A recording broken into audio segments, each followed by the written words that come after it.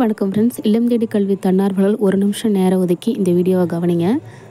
இல்லம் தேடி கல்வியில் 6 மாதம் மட்டும்தான் தன்னார்வலராக ஒர்க் பண்ணணும், மாதம் 1000 ரூபாய் வந்துட்டு அதுக்கு ஊக்கத்தொகை கொடுப்பாங்கன்னு சொல்லும்போது நிறையவே எதிர்ப்பு இருந்தது. பட் அதெல்லாம் மீறி கிட்டத்தட்ட 2 லட்சம் தன்னார்வலர்கள் இந்த திட்டத்தில் இணைஞ்சு அவங்களோட சேவையை மாணவர்களுக்காக கொடுத்தாங்க. எந்தவித எதிர்பார்ப்பும் இல்லாமல். முக்கியமான விஷயம் அதுதான்.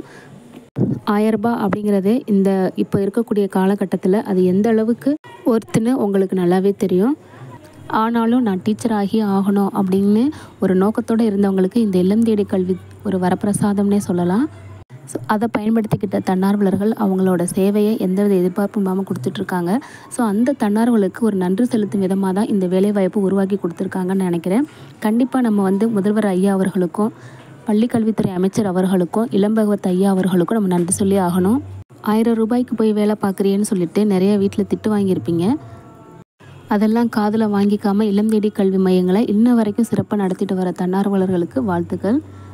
அது மட்டும் இல்லாமல் ஐடிக்கு வாலண்டியர்ஸ் டிஎன் குரூப்பில் தன்னார்வலர்கள் எங்களுக்கு ஒரு வேலை வாய்ப்பை ஏற்படுத்தி கொடுங்கன்னு தொடர்ச்சியாக குரல் எழுப்பினால தான் இந்த வாய்ப்பை ஏற்படுத்தி கொடுத்துருக்காங்க. ஸோ வரக்கூடிய வேலை வாய்ப்பை யாரும் மிஸ் பண்ணாதீங்க, பயன்படுத்திக்கங்க.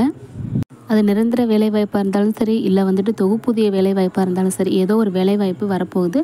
அதை சின்சியராக நீங்கள் அந்த மெயிலை அட்டன் பண்ணி பாஸ் ஆகிறதுக்கு ட்ரை பண்ணுங்கள். இன்ன வரைக்கும் இதுக்கு நான் சிலபஸ் என்னன்னு சொல்லலை.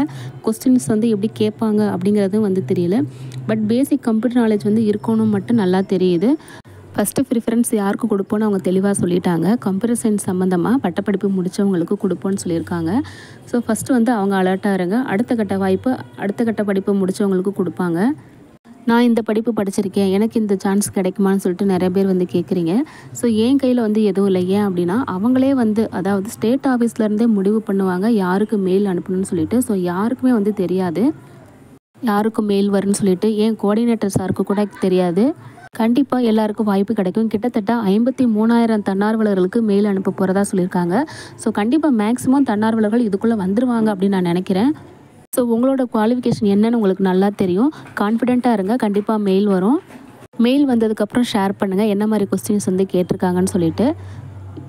சீக்கிரமே மெயில் வந்துடும். நானும் காத்துக்கிட்டு இருக்கேன்.